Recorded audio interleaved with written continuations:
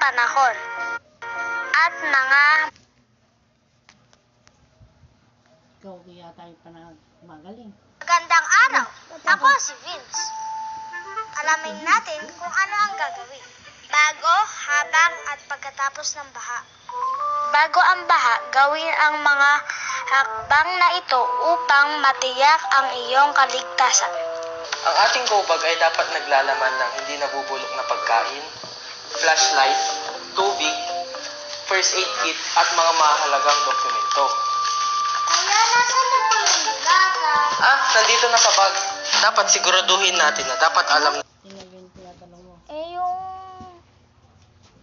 aalis na sila sa Pilipinas, kailangan daw nila ng hindi nabubulok na pagkain. Tinatanong ko, Kuya, nasa na po yung dilata? Dilata na sardinas, gano'n. ang lahat, ang planong pang-emergency at ruta ng paglilikas. Okay po.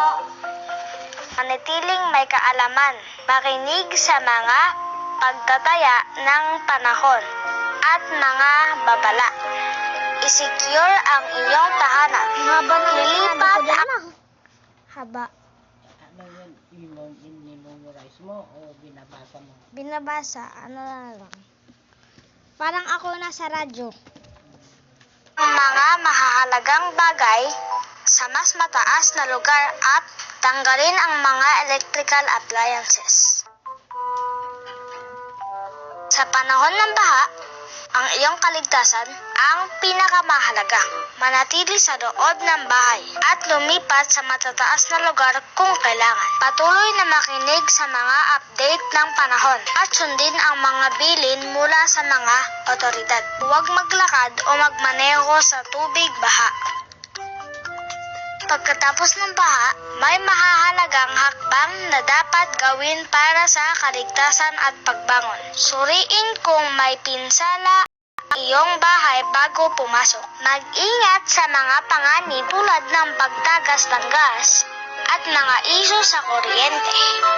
Magsuot ng protection na damit at mag-ingat kapag naglilinis. Ang tubig baha ay maaaring maglaman ng mga delikadong sangkap. Sa mga hakbang na ito, protektado mo ang iyong sarili at iyong mga mahal sa buhay.